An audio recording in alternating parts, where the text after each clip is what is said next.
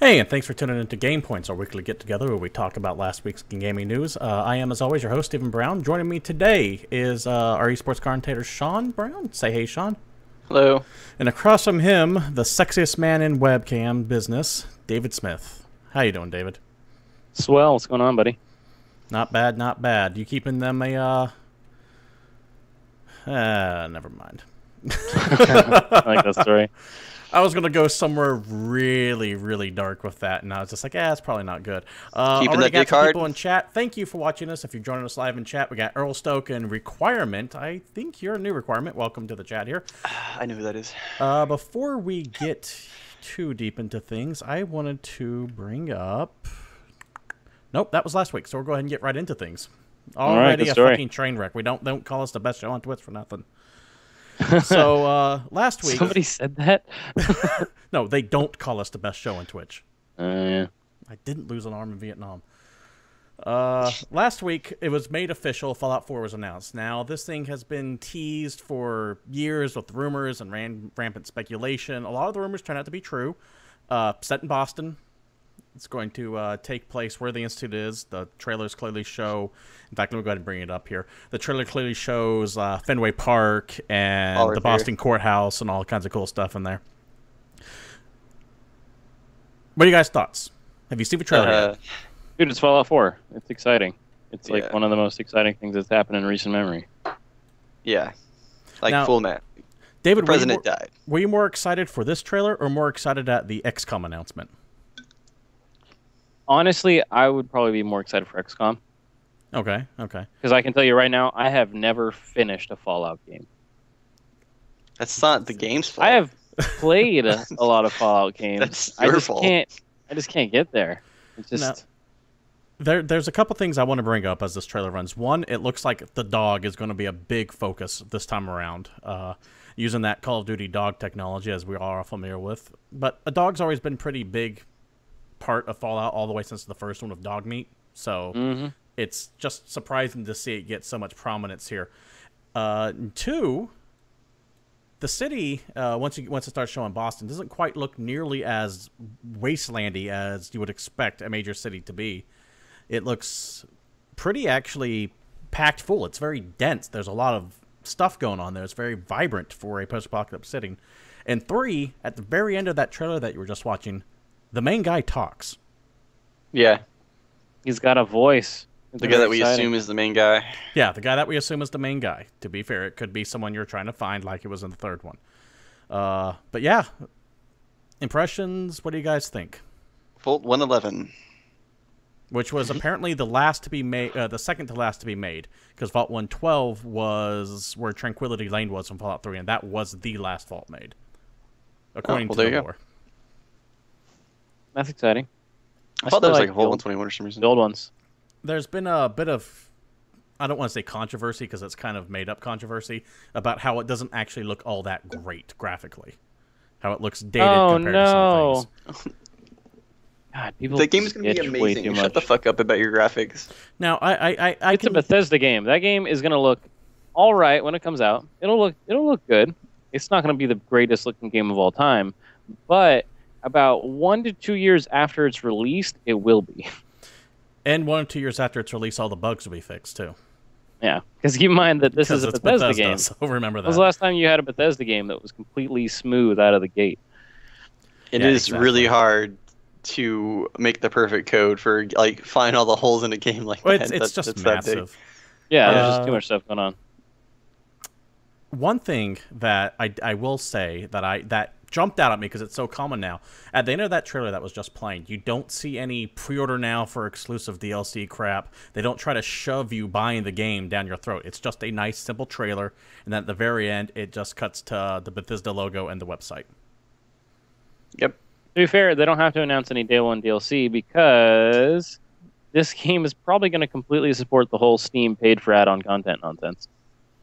Well, Steam already backed off that. That doesn't exist anymore. Never can tell.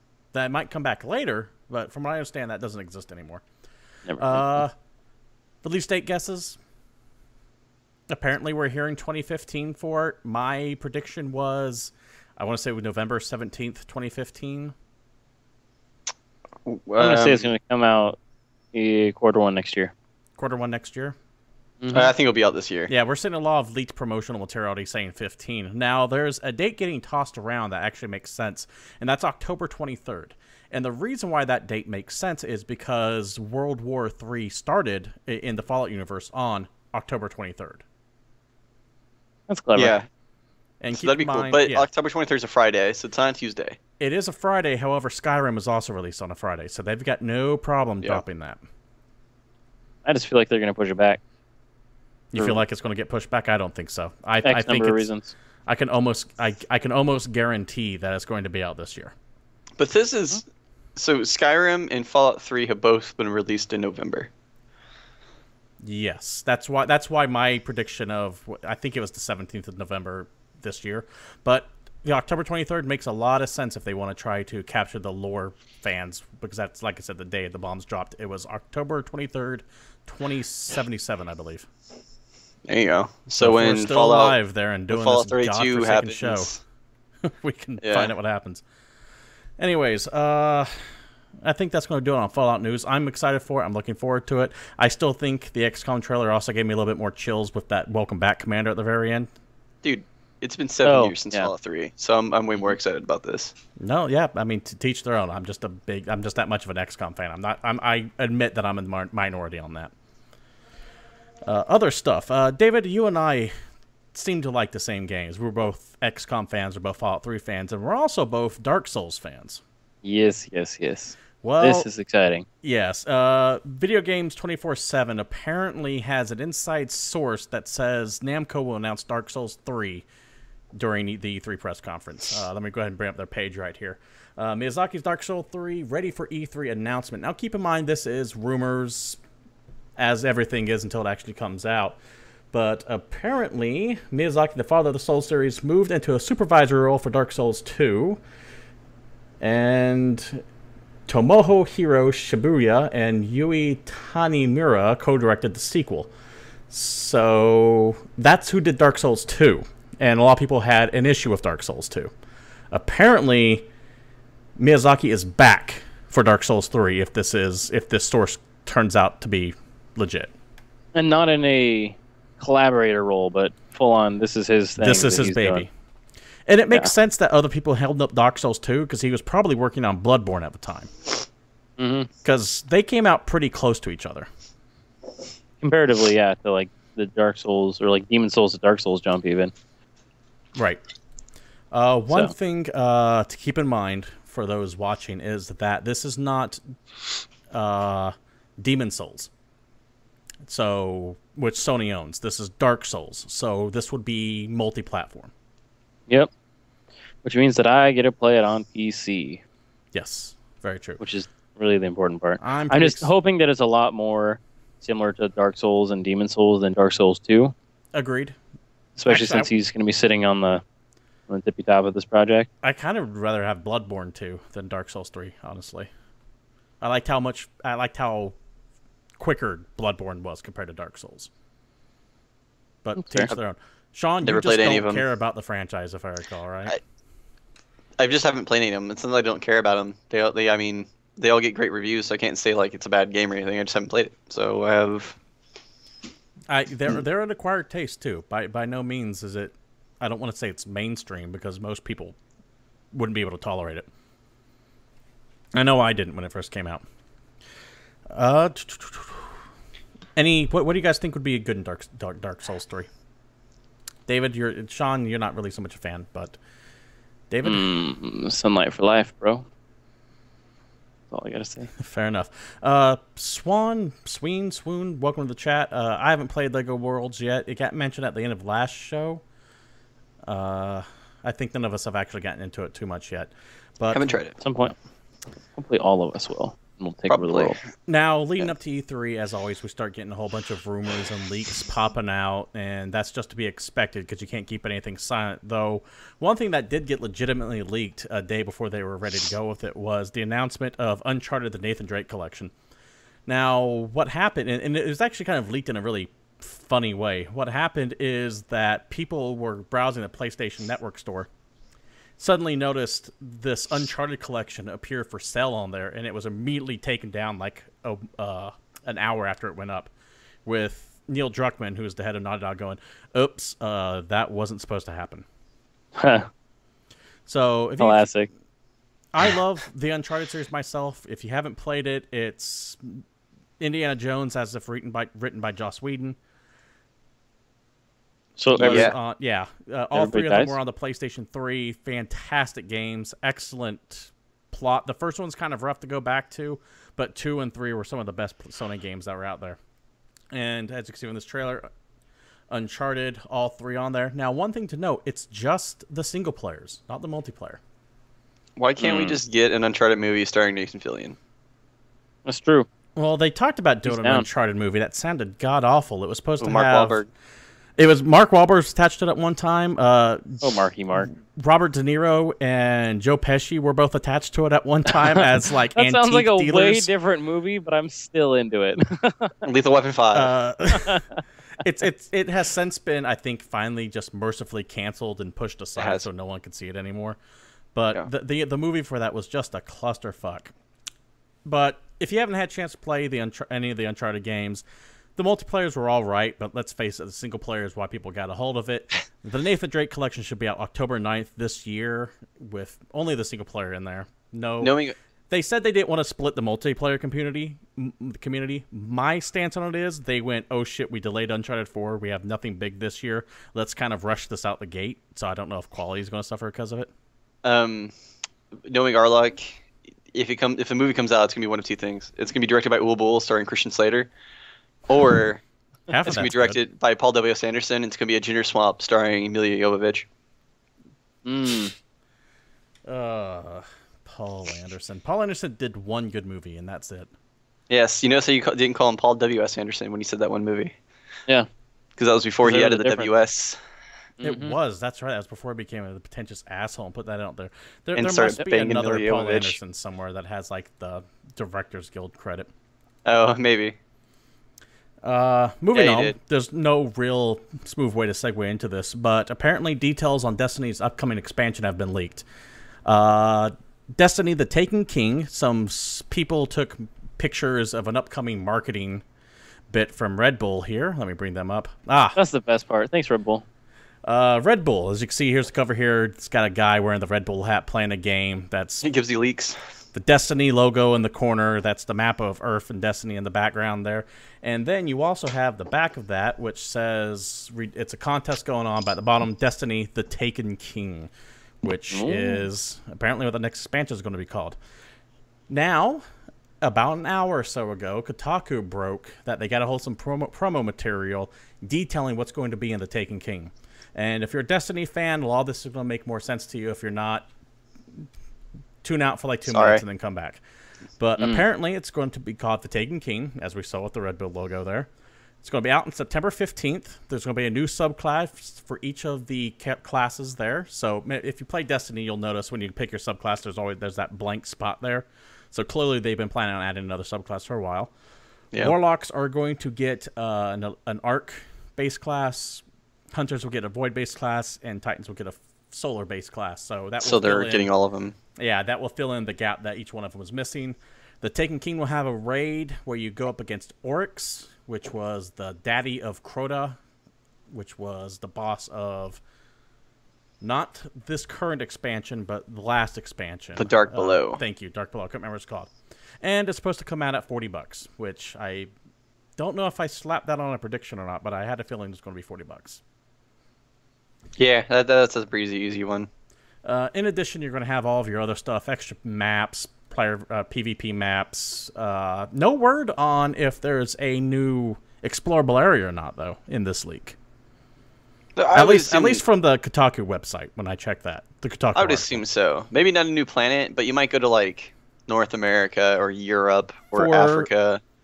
For $20 more than the basic expansions have been, if you're buying them standalone, there better be a new area to explore. Yeah, a new class is a big deal, but it's not that big of a deal. No, because what they've said right now is the size of the Dark Below or House of Wolves, just with extra classes. That Yeah. does not justify an extra $20 purchase, in my opinion. There'll be more missions and shit. There's gonna be like way more storyline. Like I guarantee it. More dinklage. More Dinklebot. Yeah. Which is by far the best part of fucking Destiny. I thought Dinklage was actually one of the worst parts of that Destiny. You could tell he was just phoning that in. Yeah, he's just cashing that check, but still, I mean, Something Gotta about look the wizard in the moon. yeah, They actually took that line out, unfortunately, because of the negative feedback that got. yeah. Moon's a wizard. Moon Wizard. David, Moon wizard. you don't care Moon about Wiz- Destiny. I don't care that much about Destiny now. But you do care about Infinite Crisis, don't you? Oh. Yeah, I got Step, some bad news for you. Check. Now I'm Infinite- sad. Infinite Crisis is shutting down August 14th of this year. On their official forums, as you can see right here, Infinite Crisis closing Bad August decisions. 14th, 2015. After much deliberation, we regret to announce the official shutdown of Infinite Crisis. We will end development efforts today and will close the service on August 14th, 2015. A very short but straight to the point message. Apparently, Warner Brothers didn't care for it. It's a bitch. Warner Brothers is a bitch. Now, you Yeah, really huge you bitch. both played Infinite Crisis, correct? Yeah, And I know some people in the chat have. In fact, Earl Stoke is saying that someone was claiming it was the next Dawngate, and sure as hell it was. It came out, looked really cool, had some positive feedback, and then gone. Most of the leftover Dawngate community moved to Infinite Crisis. Now, it didn't review too well from people who were playing the builds on it, and apparently it had actually a very quickly decreasing population. Like, a lot of people were bailing out of it. yeah, and I really enjoyed the game too, and I thought it was a cool change of pace from League of Legends.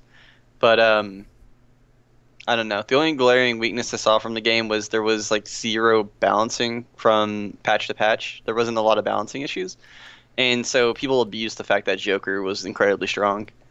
But like outside of that one thing, I mean, the game was a lot of fun. It was one of the few MOBAs that you can come back sheerly on strategy rather than getting gold. So I mean, it had a really cool aspect that you could beat your opponent by like not even fighting. What did it do differently from League of Legends that you would So like to see brought over? The biggest difference was it was super like League of Legends in pro play is very heavily object based, but in like gold, like platinum or lower, or solo queue, like objective control isn't a big deal. Like you can get by that game by like just destroying your lane and hard carrying the game. And IC, if you didn't take objectives in that game, you were fucked. Like it didn't matter how far ahead you were. Well, some games you could hard carry, but even then, like you had to get objectives because that game was just there was an item in that like the You had to Doomsday think device. a little bit more tactically rather than just I'm going to beat face. You had to pay attention to the entire map and not just where the opponents were, because it wasn't just about getting kills and like worrying about your KDA. There's actually other stuff to do, which made the game just more interesting to me in general. Yeah, Like I started playing IC and I stopped playing League of Legends because it was different. It was more fun to me, honestly. I enjoyed that game more than I enjoyed League of Legends right now. Yeah, I saw you guys all the time. Hell, I Yeah. even was tempted to pop in there once or twice. Never it's roll 'em out. mechanically less demanding than League of Legends is. It was slower pace. It's easier to respond to. A lot of the characters feel better, in my opinion, in that they feel less broken compared to each other. There's less like outrageously hard counters all over the place. I would say But, that. I mean, that could also be just a problem of the fact that League has 130 some odd champions, and this game only had 20, 25, whatever. Yeah. So That being said, the numbers Joker are way was different. incredibly broken. Like the more I played that game, the more I realized that. Fair And enough. yet he wasn't the number one character in the game. If you're looking at the scoreboard, He was like number 3 though, wasn't he? I think he was number 5. Was it like Arrow was up there? I think Wonder Woman was up there. But the one thing I would say about that game that I had a big issue with was the meta was like more stagnant than League of Legends was. And I mean, it could have been just because it was only out for a few months, but you had to have like a very specific lineup of champions to even do well in that game. Because like you had to have like a mage top, 2 junglers, and then like a support carry bot, and one of your junglers had to be a tank, if not both of them. I just see this as a couple years ago, every company tried getting into the MMO business. It was nuts how many people were like, oh, we're releasing MMO, and none of them really ever took off. Most of them crashed and burned horribly. Old Republic, I'm looking at you, though you have a player base, but nowhere near as much you wanted. Well, there's a lot of people that are playing these types of games, but the problem is there's a lot of players that are playing one specific game, and it's the exact same issue that MMOs had with WoW and how much steam that game has.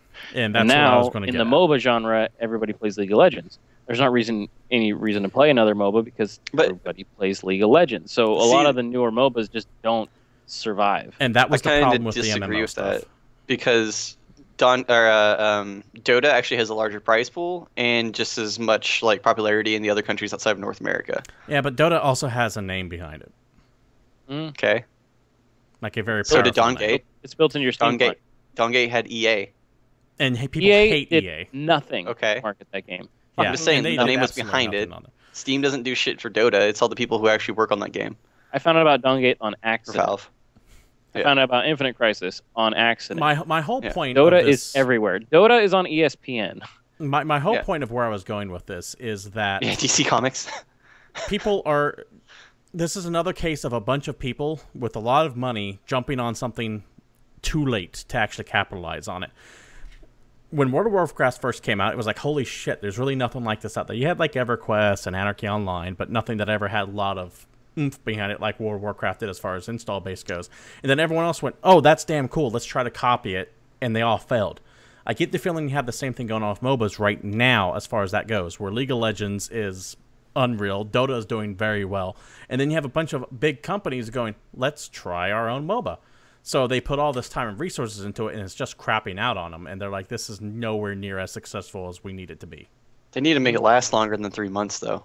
Like, they need to give it a chance. Because the MMO thing, I totally get, because I've played a lot of MMOs. Nothing comes close to World of Warcraft for actually being able to just jump into play and have fun with that game. And before people were like, oh, you played World of Warcraft for 8 years, you're biased. No, dude, like, I actually hate that game now, but it's still better than, like, every other MMO I've ever played.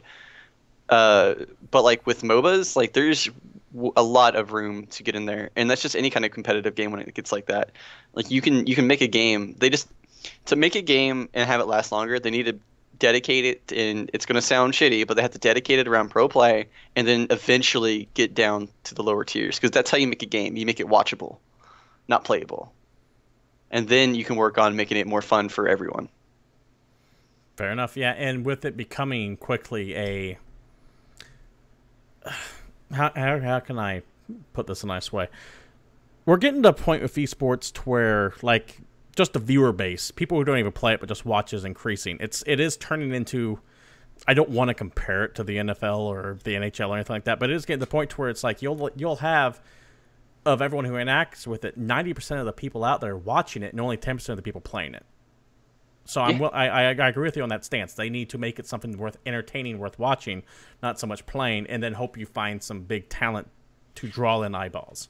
And that's how you're going to make your money off of it. Why do you think Halo and Call of Duty make so much money? It's the competitive side of it. Exactly. David, anything you want to add to this before we move on to the next topic here?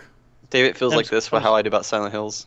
I'm just gonna pout. I'm just gonna be He's upset. going to be upset and pout. I already dealt with this once when Dongate happened. I'm gonna deal with this, and then Dongate was not as You'll good learn as to love Deep, I again. see. Laser Game well. TV, welcome to the chat, by the way. Thank you for giving me the Kappa face. I think that's what that is. I appreciate it. We're going to move on to the next topic here. Steam machines. Z. Available for pre-order now. Now, all of us have decently high-end computers, and we know how to build them. So this doesn't really apply to us too much. This isn't for us. No, it's not. Absolutely not.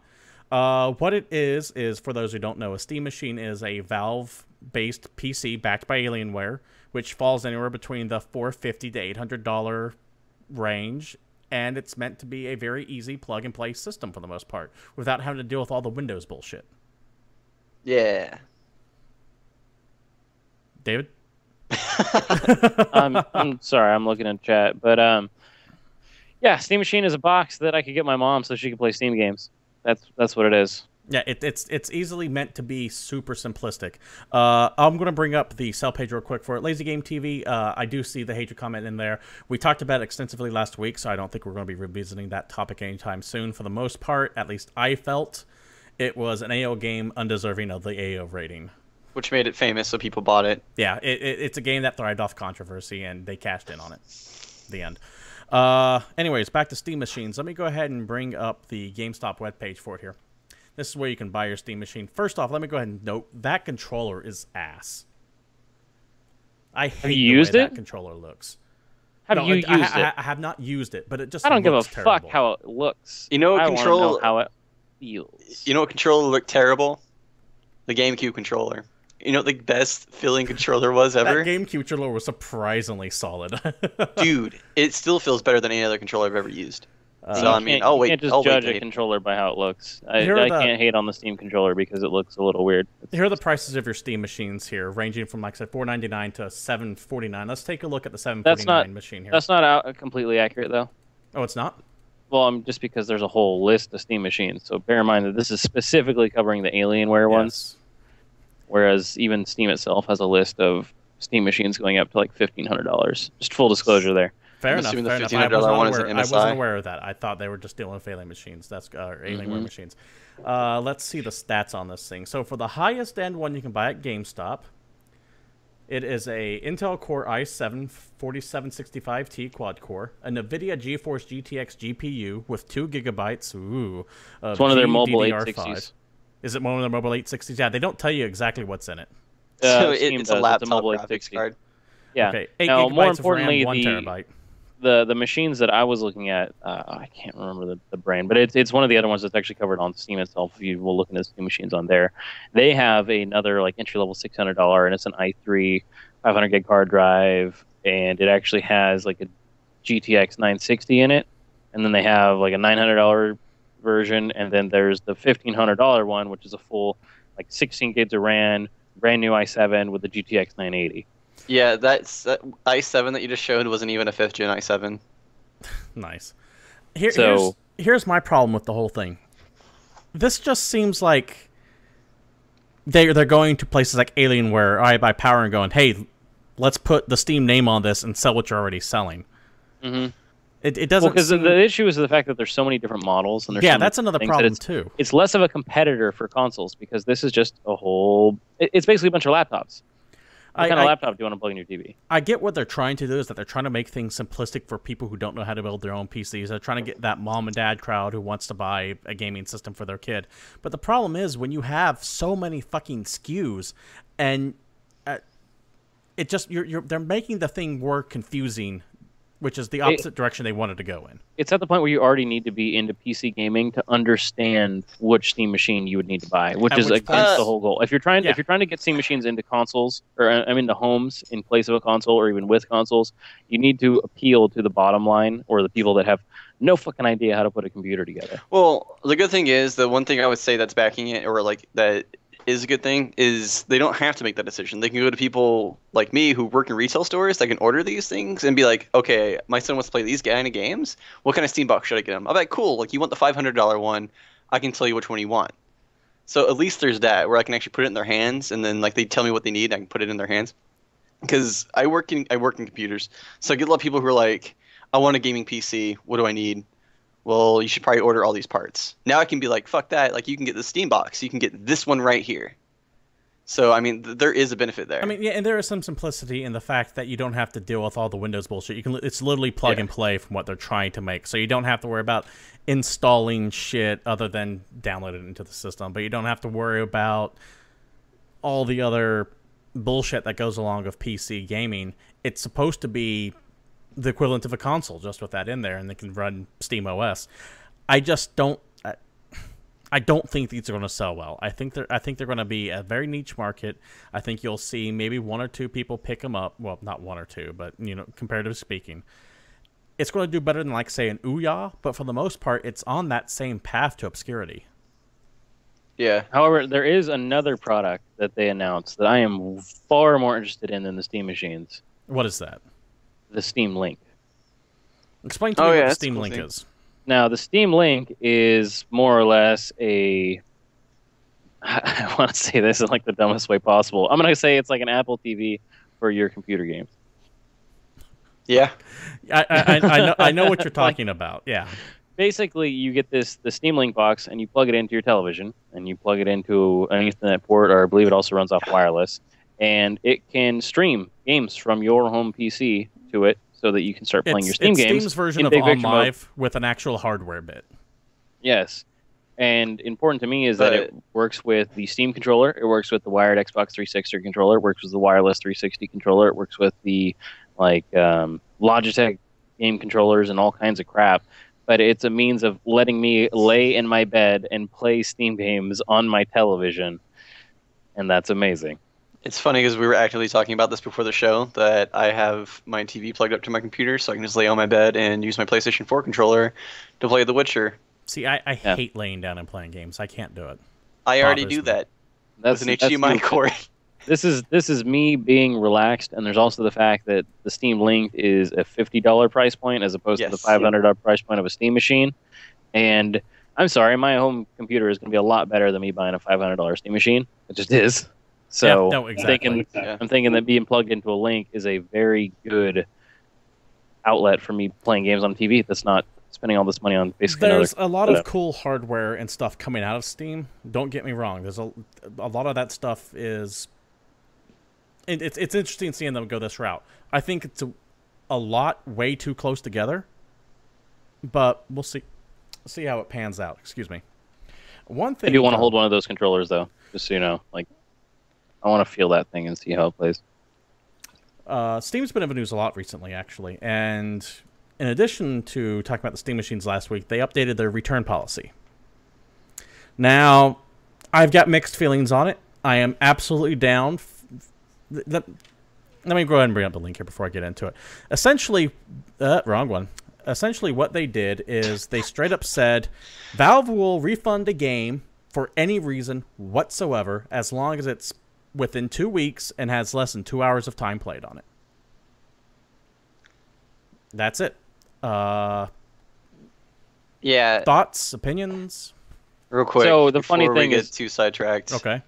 The fact I just realized what the last sticker was. Was that a Libertad reference that no one's going to get? Exactly what that is. Okay.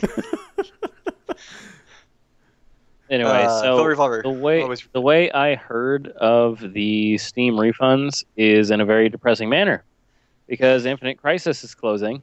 So one of the very first things that Steam offered for me a refund is any add-on content, like the add-on content packs that you can buy for IC, like character and skin packs. Mm-hmm. Yeah, you can get refunds on those. Yep. Because that game's closing. And that's how I learned about the refund process. It was like one just really terrible day in general.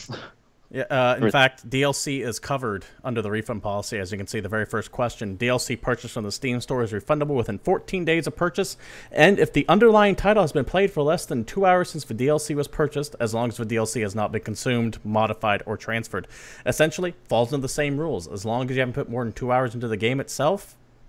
Since you bought the DLC. Yep, and you can return it, period. End of story. You can go, oh, it doesn't work. You can even just go, the game fucking sucked. Or... as some people who are making very short games are finding out, I'm going to return it because I finished it. Yeah, and that's the main thing that I wanted to bring up, because this policy is going to need some kind of addition or just tweaking in general, because there's a whole problem for this system where if you're worried about people playing games in 2 hours, and it's called the entire indie scene. So you think of just tons of fun little games that you can play for an hour or two and get through most of the content, or it's a game that has a bunch of replayability, but you can beat it a few times and be like, all right, cool, that's all I need from that game, and then just send it back. I think this is one of those double-edged swords, because I get why they put this in place, and a lot of that is from all the early access bullshit that's coming out, like Slaughtering Grounds, or, go look up Jim Sterling's YouTube page, and you can find any number of horrible, horrible games that he goes through. There's a bunch of people who are scamming you, who are taking your money off early access and running, and this is a way to get that fixed. Mm-hmm. But it might be a bit overreaching. I feel like having this return policy in here is a good base, but it also I feel like the return policy should have specific rules applying just to early access. I feel like it is going. It might be punishing a lot of people who aren't guilty of anything.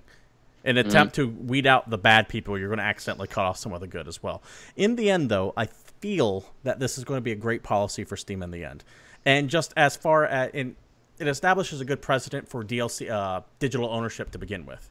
That you can actually... that you're not just fucked and stuck with this thing. No, I can actually return it back if your game say, is Assassin's Creed Unity and is fucking busted out the gate.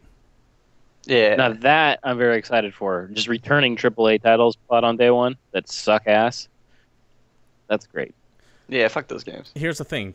We have to be consistent. If we're doing it to Ubisoft and EA, we have to do it to the small indie guys. Sorry.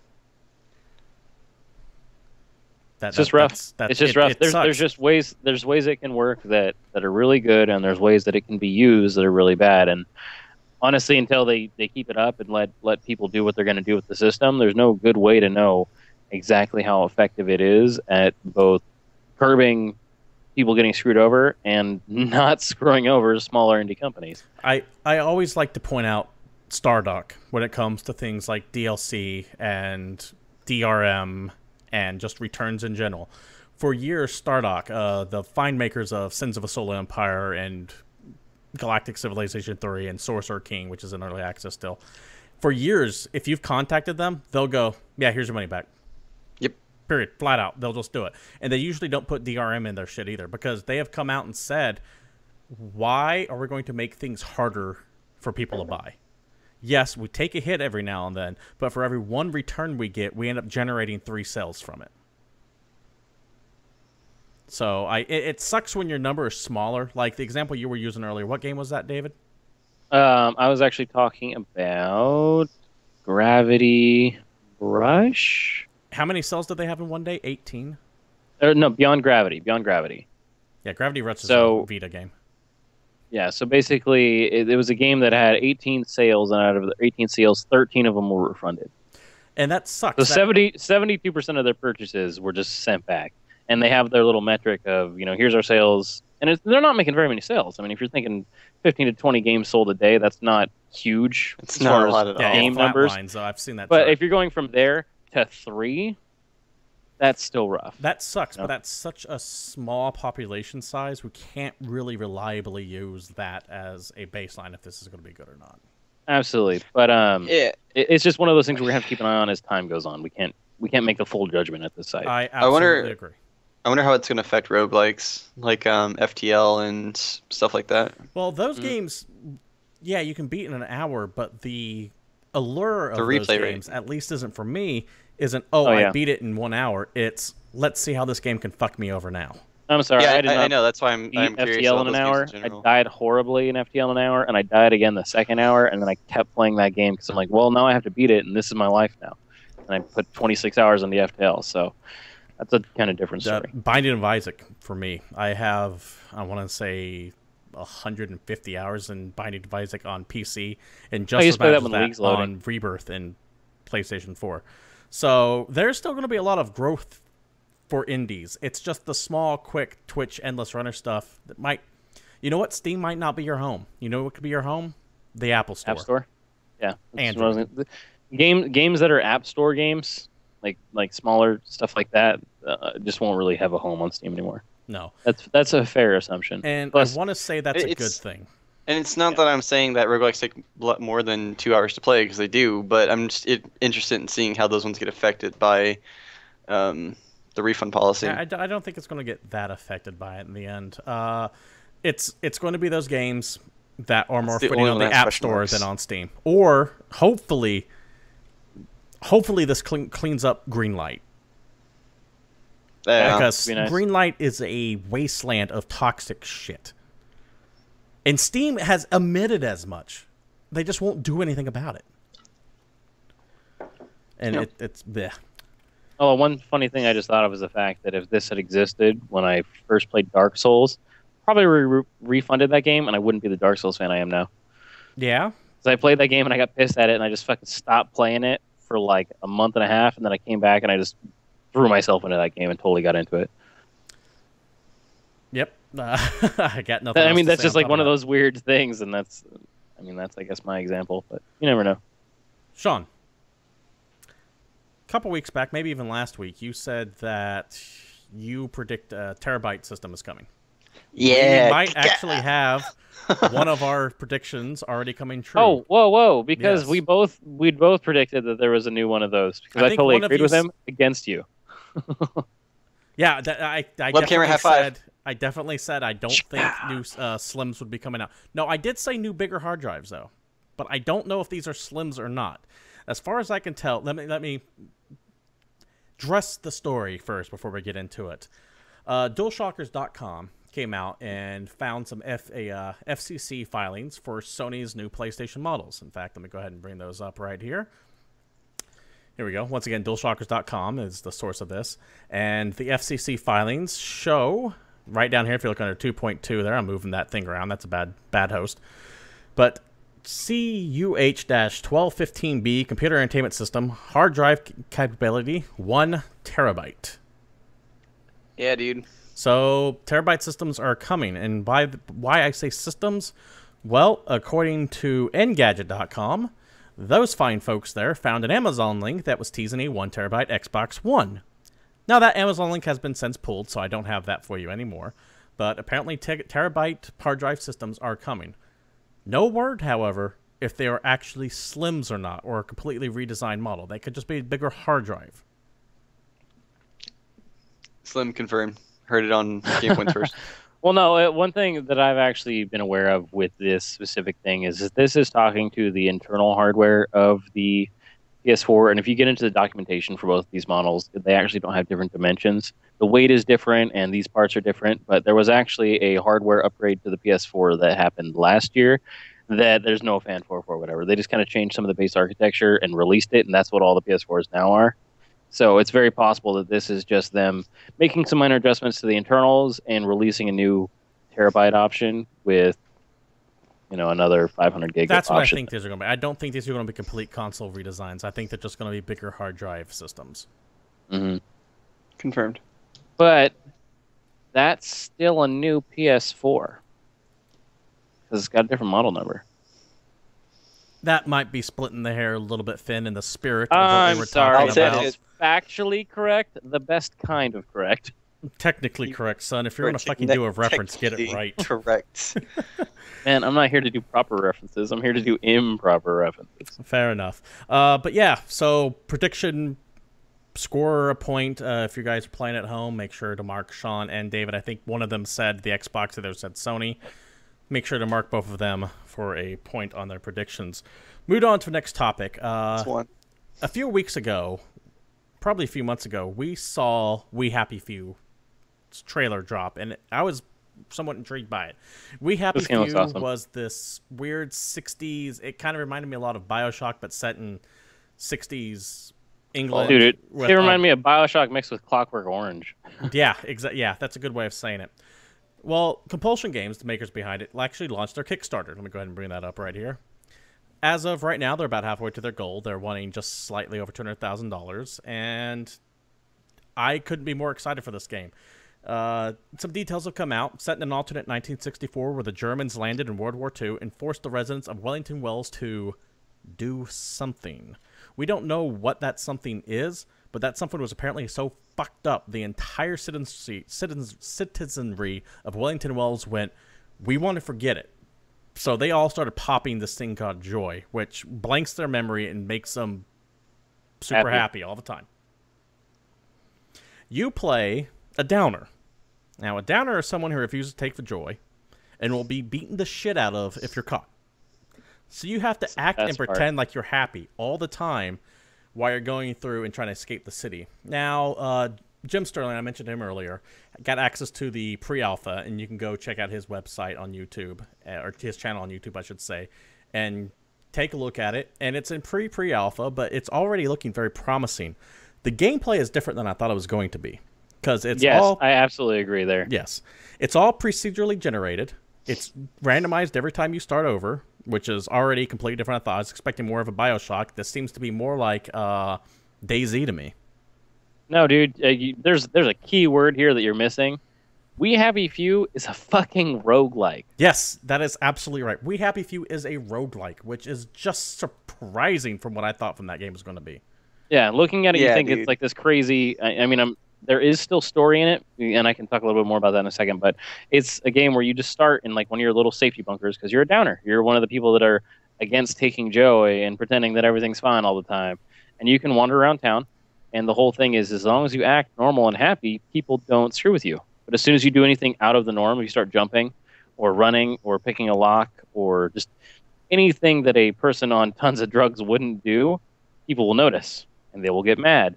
And when they get mad, they want you to take your joy, and by joy they mean they want to beat you to death. Boot to your face. And from what I've seen of Kick in the combat, tank. you don't want to get in a fight because even the most basic dude can just fuck you right up. Dude, I saw a lady that had crazy giant hair just fucking pull a lead pipe out of a handbag and beat the shit out of the main character. Like, now, what the gameplay itself? Okay, like I said, it reminds me a lot of DayZ or Rust or any of the other survival games where you're scavenging for supplies and going on.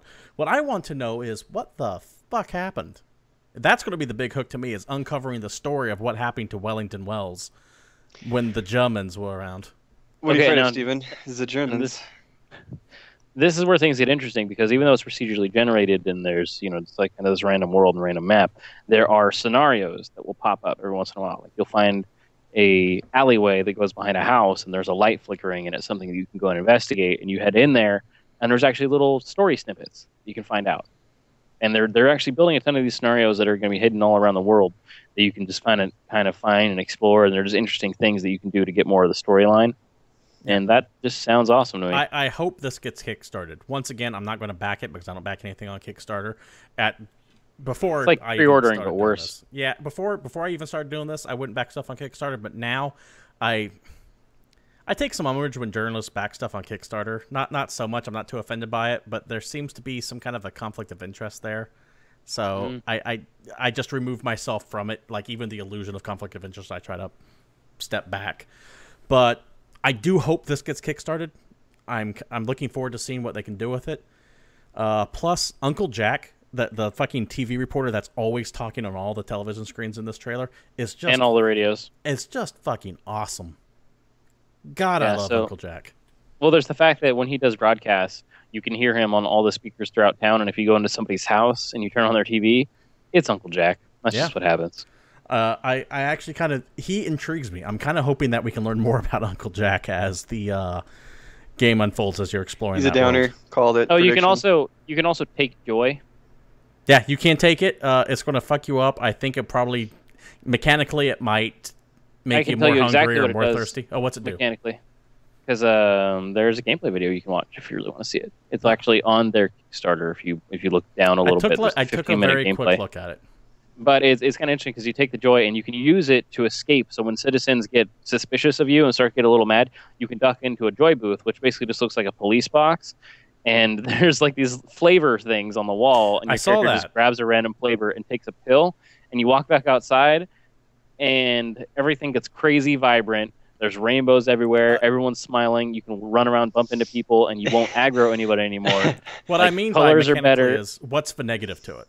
That's what I so want to know. that lasts for a little while, and then things get bad. Like, your vision goes really dark. The sound gets kind of spooky, and yes, your hunger, water levels, everything just start dropping to shit. It's like the pyro from fucking Team Fortress 2. The pyro vision. How he just sees everything super fucking happy. So pretty much pyro you vision, take it, but then it ends, and it's you coming off of every drug ever. So yeah, you take it, and then you OD or you withdraw hard on it, and it fucks you up. Okay, interesting. Yeah. So yeah, we happy few. Take a look at it. I like to highlight games that I think are interesting on Kickstarter, and this definitely seems to be up there. I really want to see this kickstarted. It's starting kind of slow. It's only about halfway done. Now, sure, it's 5 days into it, but Kickstarter seems to be very much a place for extremes. Feast or famine. Either you get funded in 2 days, or you're not getting funded at all. So with any luck, this will pull out. Or you get funded in the last 5 minutes of your Kickstarter, and then that guy pulls out in the last 30 seconds of your Kickstarter. What happened on that? You don't remember that story? No. That was from a couple weeks ago, where what the hell game was that? Anyway, there's these guys that were like $5,000 down from their thing, and some dude pledged like $5,100, and then not even 30 seconds before their thing was over, like before the actual end of their Kickstarter, the money was pulled and that guy's account was deleted. That's fucked up. Yep. So they were on the verge move. and then just destroyed. Horrible. And that's after they're like, "Thank you guys, you're amazing, you're the best," and had their whole like, "Let's get ready for our release party," and never mind. You know what's fucked up about that too is that people might come on and see, "Oh, it's been funded. I'm not going to put money on it." Mm-hmm. That's fucked up. There needs to be. That's why I hate Kickstarter, man. It's the Wild West of The internet. Video games. Yeah, there's a lot of horrible things that can happen there. New releases, because there's no smooth way to say that. Slow week. You have Lego Jurassic World coming out on every fucking system imaginable to coincide with the movie coming out. I love the Lego games. I haven't played a bad one yet, so take a look at it. You also have Elder Scrolls Online Tamriel Unlimited on the PlayStation 4. This is the console Tamriel, version. sucker. Tamriel Unlimited. This is the PlayStation 4 free-to-play version of Elder Scrolls, because it's all free-to-play now. So if you want to play actually, on the console, I think, knock yourself out. did the PC version already go free-to-play, or was the release of this the mark of everything switching to free-to-play? I could have sworn they went free-to-play a month ago, though. I could be wrong on that. I don't know. I probably still won't play it. Don't care enough. Elder Scrolls Online did not appeal to me at all, and I feel like it's just going to delay the next Elder Scrolls game for a year for me. So, yeah, that's rough. Blow me. Every week for the past few weeks, we have been doing predictions for E3. We started off with Bethesda, Ubisoft, and EA. After that, we did Sony. Last week, we did Microsoft. This week, we're doing Nintendo and Square. Now, we get between 3 to 5 releases. It sounds like David went a little nuts. Not really. His predictions. So we'll go ahead and start with you there, David. What do you think is going to happen at Nintendo or Square during E3? I'm gonna start with Square, and I'm gonna do my really easy prediction for Square. Okay. I predict that SquareSoft is going to announce or show at least 5 sequels. At least 5. Yes, there will be 5 sequels made by Square that are going to be either talked about, release date announced, or otherwise shown. And I'm talking like Final Fantasy, Hitman, Tomb Raider, all this kind of shit. Now, let's put some ground rules here. Mobile games don't count.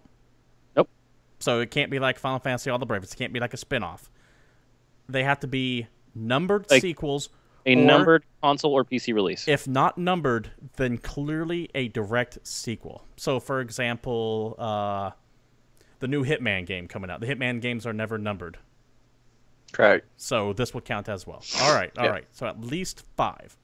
Yep. Announced. Just fucking nutsos. Announced. So Deus Ex, the new Deus Ex. No, he said talked about. He said talked about at least 5 talked about or Oh, that should be easy because I can name 3 of them off the top of my head. Yep. Yeah, dude. That's why Deus I Ex said and this is Tomb my Raider. easy prediction. You didn't even name the 2 easy ones. That's 5 easy right there. Yeah, Final Fantasy and Kingdom Hearts. Boom, prediction. Dumb. Give predictions Count it. on. Count it. Final Fantasy 15 release date will be announced at E3, which I believe is my easiest announcement. Release date? Final Fantasy 15. Okay. Do you have a guess? December 22nd. This year?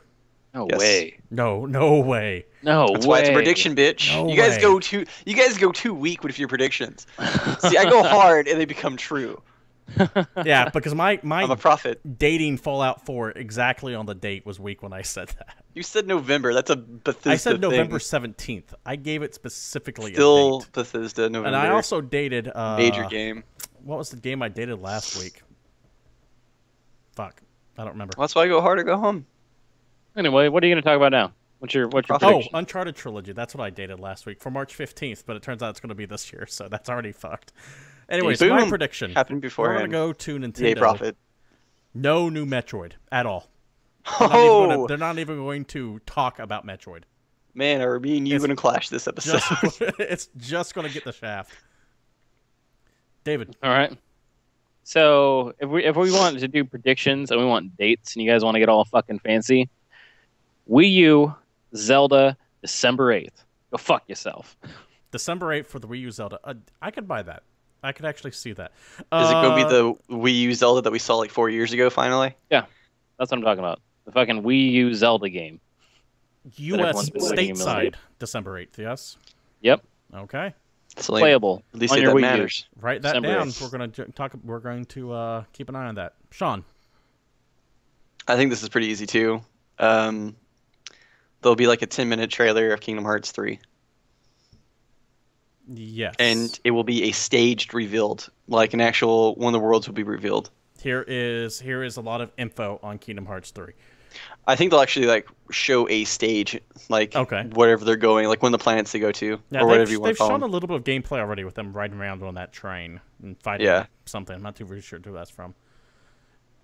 I'm going to go ahead and jump ahead a little bit on my predictions here, and because you brought up Kingdom Hearts 3, there will be no Kingdom Hearts 3 until 2017.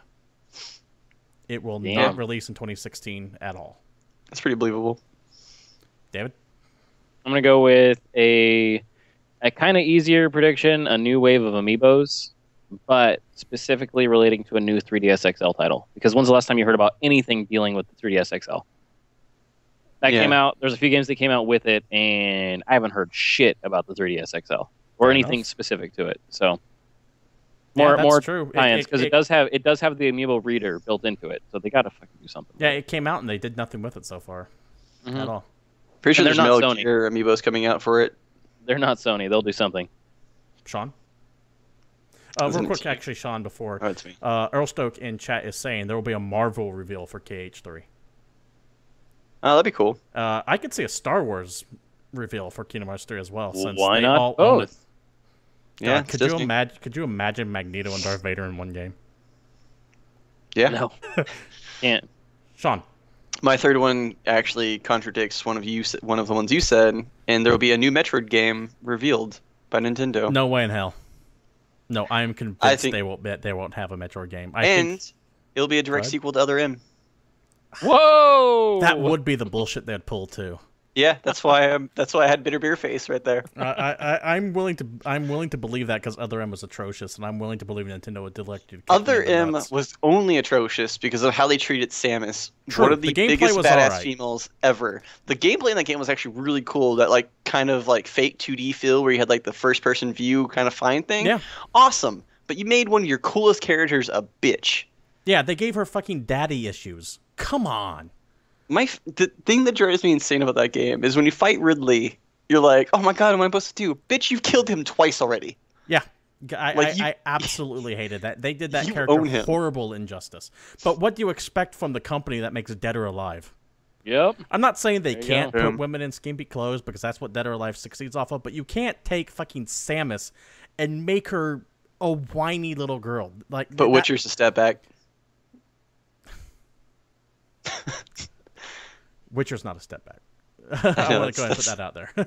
that's what I was joking. That is what drives me nuts. There are the term sexist and politically correct stuff gets tossed around left and right. So dumb. This, however, Metroid the Other M was fucked up. Terrible. Why would you do that? Horrible. Terrible. David? Wii U will not drop in price. Wii U will not drop in price. No, that makes sense. Wii U doesn't have any good reason to drop in price because they're already wicked cheaper than everything else. That's that. They'll probably. All right, that's your whole thing. Yep. Okay. Well, I'm gonna go a slightly different way with that prediction that you guys are arguing about. I will say that there will be a Metroid or a Star Fox, but not both. Honestly, if I see one come out, I think it's going to be on the DS. Now, if Nintendo was going to be a bro, they would fucking release a 2D Metroid game on the 3DS. Yeah, or a Star Fox game. I really think that their next big IP sequel will be on the DS and not the Wii U. So if they do another Mario game, this one, or another Zelda, not Zelda. Zelda was going to be console. But wait, are either one of those missing an amiibo? Because we can go back to my other thing. I think Samus is. Sean. Okay, so I have to just I have a visual here. So my number 2 actually is a question mark. What the fuck, Nintendo? Because I feel like they're going to do something that's so far left field that no one's going to expect it. So my prediction is they're going to not go with any of our predictions. so you're doing the green 0 on the roulette table. Yeah, I feel like they're going to do something that everyone's just going to be like, what the fuck was that? I don't know if it's going to be good or bad, but it's going to be did that really just happen? Chat's saying that there is a Samus amiibo, by the way. Okay. So it's probably from Smash Brothers, though. The random prediction that they do something unexpected, actually have an E3 presentation and not just a Nintendo Direct. Yeah, it's not going to just be Mario, Zelda, and stage out in the middle of some coffee shop. They just start building one. Dude just has his pants down and just smacks the Sony and Microsoft rep around. All right. I'm going to swing back to the IDOS side of things, the Square Enix IDOS, all that side of things. And Deus Ex will be dated for the 3rd week of January 2016. I think it's next year. I like Earl's prediction. Dude, Nintendo reveals they bought Silent Hills. No way. Kojima just raises from the center of the stage. David. Okay, so a couple random Square Enix titles that I really doubt would get any games, but I would be so happy if they got games. There's two titles here. One, Parasite Eve. Ooh. A new Parasite Eve game. Nope. Yeah, no. Not I know that hurts. But even less likely than that, The Bouncer 2. You know what's funny is I was thinking about just putting The Bouncer 2 on here just for the fucking hell of You it. mean Hell, Shenmue, by the way, yes. the guy who did all the art design for Kingdom Hearts? Fucking Duragon C. Mikado is back, and he's pissed. And The I'm fact that you know down that guy's name is just offensive. because I am a real man. Sean, bring us Who up. plays as Duragon? Sean. It's funny he brings that up because my number one is Squaresoft will revive an old IP. Like be it a sequel or a prequel to an old IP, be it Vagrant Story and God willing Chrono Trigger, but I think an old IP will be revisited here. Maybe Bouncer. even Bouncer, maybe even another Breath of Fire game. We don't know. I'm going to piggyback off of that because Square technically owns Eidos. They will announce a reboot of Legacy of Kain. That'd be sick.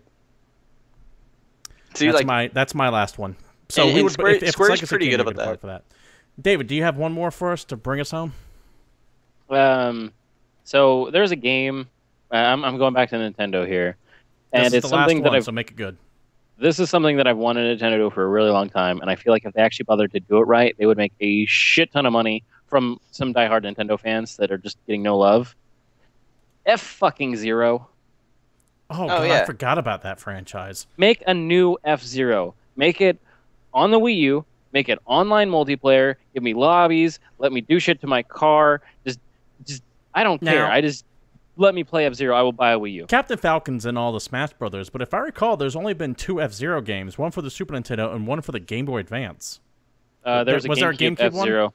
There was There's a GameCube F-Zero that came out at the same time that the arcade game came out. I actually think I That's right. It was met like you F-Zero because you were running an GX or something F-Zero like that. tournament at Game Crazy. That's right. That's right. I want a remember t-shirt. that. That's back when Nintendo used to give all the retail stores like tournament kits and everything like that. They had one for Yep. that and one for Smash Brothers. I do remember that now. All right, new F-Zero hopefully coming because that franchise actually was cool. It's one of the few racing games I can get into, and that's going to do it. Go ahead. Do you guys have a desperation like I want this to happen, but I know it won't happen? Not for me, but you guys I feel can like I each- just listed mine. Sean, Oh, give mine's give Chrono- your one outlier desperation you want something before we move on to Chrono Break.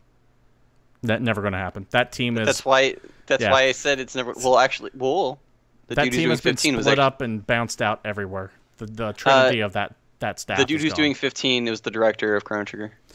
Yeah, but the producer and the art director have all gone off on their separate ways. Don't need them. Only need the director. Sean, some shit happened in League of Legends this week, or last week, I should say. Yes, sir. So, one of the shoutcasters that most people know by the name of Deficio was suspended for, I believe, 4 weeks on casting. And he was suspended for a year in playing, coaching, or analyzing for teams. Which is fucking harsh. That's big. I love it. Like, I love this is happening in esports. It's needed, and this is why I wanted to talk about it. What did he do? So what happened was he's a caster for Riot, so he casts the games, and he was approached by Copenhagen Wolves, which is a professional team. And anytime you're approached, and this is Riot rules, anytime if you're a Riot employee and you're approached by a professional team giving you a position or offering you a position, you have to report it as soon as you find out. They allow you to talk to these players. Otherwise, you have possible misconduct and improper. Bleh. You can scout players, you can talk to players, you can do everything because you pretty much have access to all this information because you work at Riot. It's an ethics thing. Yes. Yeah. And so he did not, and he actively talked to players between splits like, hey, do you plan on joining Copenhagen Wolves? Do you plan on coaching Copenhagen Wolves? To see what crew was going to be there before he said yes or no. They caught on to this and they were like, listen, dude, you're banned for this much, and you can't join any team for a year until 2016. The reason why this doesn't seem like a big of a deal, but I love it because League of Legends continues their harsh punishments on players, and not only players, but people who actually work for them. They're not showing leniency on anyone, which I love. No, because and if they esports want to be needs taken, this. if they want to be taken seriously, it might sound fucking harsh, but god damn it, you need to Counter-Strike, these get your people. shit together and do the same thing. Like, I'm calling you out, That's bro. so true. Counter-Strike is just A mess. Counter-Strike's as crooked as Lombard Street. It's fucking horrible. Crooked as FIFA. Topical. I like Topical, that. baby. So yeah, I'm glad to hear it. I'm definitely shocked with how severe it is, but this shit needs to happen. You need to keep that ethical line there, or else you lose all legitimacy. And he's one of my favorite casters. He's actually a really good caster for EU too. Like, he's not like quick shot or anything like that. Like, he's actually a pretty damn good caster. So I mean, they got rid of one of their best players, and they're obviously taking a hit for it too. Because like the new guy they just randomly picked up to fill his spot is terrible, but they don't care. Like, punishment before being good. So like, I like that. No, I'm glad that's awesome. Riot's got a backbone. And for as much people will want to hate on Riot for like their game being buggy or code being shitty, it doesn't matter. Like, they're giving you the right idea for how to set an esports standard. Absolutely, And that's agree. what's important. What else happened this week, Sean? So I just wanted to do a quick shout out on someone I watched stream. Dude's name's History Teacher. He got a job as the head coach of Team 8. So shout out to you. That's a really good You can watch job. him Like, stream History on Twitch Teacher. at History Teacher. Yes, you can. History_teacher.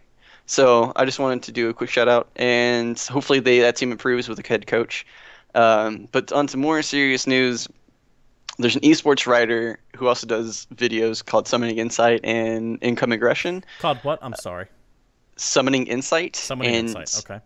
Incoming Aggression, which are League of Legends VODs. Yeah, I know Summoning Insight. I just didn't quite hear what you hear what you said. He's also a CS shoutcatter by the name of Thorin. He writes articles once in a blue moon, and he wrote a really cool article about how Coach Koma of SKT is ruining esports. And what he means by that is basically what happens on SKT is they have two mid laners. They have Easyhoon, high class mid laner, and then they have Faker, League of Legends best player, hands down, probably for the rest of the game's history. I don't think anyone's ever going to be better than this player. And he switches them out. So you have this dude who's in his prime, who people watch SKT to watch Faker from other regions, and he's not even playing in half the games. So he's visibly ruining the sport by not allowing fans to see the game, and it's actually affecting the attendance in OGN. Like, if you actually look at the numbers of SKT, it's actually dropped since they've started rotating Faker and Easyhoon. What would the coach's logic be to do that? Easyhoon is better at some meta champs than Faker is, and by better I mean he plays them a little bit safer. But you still it's Faker. Like, he's better than everyone. Like, it doesn't matter if like someone's skill cap is a little bit better than yours. He'll find a way to do nothing, or he'll do something out of nothing. That's how good Faker is. Like, he can be 0-6 and still affect team fights because of just pure positioning or mechanics. No one can out mechanics this dude. Like, you're not going to outplay Faker. Period. Is it costing SKT games? It costed them the MSI tournament, I would say. Okay. Easyhoon played 3 games in those. They lost 2 of them. Faker came in and lost 1 because they had a team comp built around one champion played by one summoner in the entire game. That's how dominant of a player Faker is. This team had one comp built around this dude's one champion he knew he was going to play because he was undefeated on him. That would have been bypassed if they played Faker the entire series, because it would have happened and they would have blown their load on it. But by only playing Faker 2 games, you gave them a 50-50 chance of winning one of those games, and they did. Fair enough. I was going to comment on something here. I can't quite remember. Oh, the attendance issue. Yeah. You say it's a noticeable drop-off when he's not playing. Yeah. Like, how noticeable? Do you have, like, stats? I don't have any stats, but just what from commentators like say, like actually during live views, because it is you don't know if he's going to play or not until 5 minutes before the game. So people still have to show up and be excited, but they've definitely taken a hit apparently from like when he was guaranteed to play. Because, dude, honestly, if Faker's not playing, I don't watch SKT games. They're boring to watch. I would be very interested in seeing like the live data on like online views. I'll try to see if all I this can shit find... gets streamed. I'd be curious to see how many people click off when it's announced Faker isn't running. Wait, because to be honest, like SKT is one of the most boring teams to watch if Faker's not playing because he's a playmaker. Like he's a showman. But SKT is so good at objective control and playing the game slowly, and they're like a snake that constricts you to death. So it doesn't matter. Fair enough. Anything else you want to go ahead and bring up, or is that going to wrap up esports news? No, man. Nah. No one knows League. Even though it's 27th highest watched sport in North America, only 26 events ahead of it were NFL games. Broadcasting tip: if you mention something halfway in chat and the other people watching later don't know what's on there, it's going to be a little bit confusing for them. So just keep that in mind. But beyond that, any big moves in games, any big winners or losers, any upsets, or is it just business as normal? It's still super early in the season, and China, which looked very clean and organized for the first time in history last season, has gone back to China roots and just looks terrible and stupid, and it's not fun to watch anymore. And they need to put restrictions into that region to fix it. Okay. Because now they have all these overplayed players who are amazing that, you know, fuck around half the time. And it's kind of killing the sport for that region. Good to know. David, anything you want to throw in before we wrap up here today? Not Your Father's Root Beer is great. All right. Good to know. Said anything. Fair enough. Dude, it's root beer, but it's 5.9% alcohol. No, I'm sure it's delicious. I need to try it one day. Anyways, this has been GamePoints. If you're watching us live on Twitch, thank you for joining us in chat and be participative. We stream live every Monday at 8 p.m. Pacific Standard Time. Usually without fail. Sometimes we do move the date around a little bit.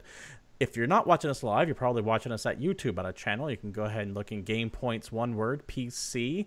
Give us a like there or subscribe or whatever the fuck you do on YouTube. And these days, I can't keep track of it. You can take a look at us on Facebook at GamePoints Podcast. That's where you give us the like. You can follow us on Twitter at GamePoints PC, or you can email the show at GamePointsPC@gmail.com for any questions, comments, concerns, topics, tips, whatever. If you want to tell me you're having a good day or a bad day, sure, knock yourself out. You can follow us all individually. I am your host, Stephen Brown. You can follow me at CapitalistPig21. You can follow our esports commentator, Sean Brown, down there at @Vidisco_King. You can also watch him stream occasionally at @TheDiscoKing. One word? Yes, sir. On Twitch, Wednesday seems to be his go-to days, though he does change it up. You also have David Smith over there at @PalShife_Satori on Twitter. Don't bother following him. It's literally there because I told him to get it, but he doesn't put anything on there, nor do I require him to. Anyways, once again, thanks for joining us. This has been GamePoints, and we are out of here.